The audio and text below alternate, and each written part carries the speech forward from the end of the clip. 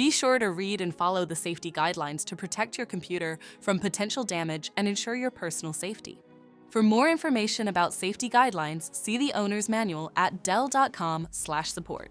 Before you begin, turn off the computer and disconnect all the attached peripherals. To remove the wireless module, loosen the screw and remove the system's base cover. Identify the hard drive module and press the blue tabs to unlatch and remove it from the system. Find the wireless module and remove the screw.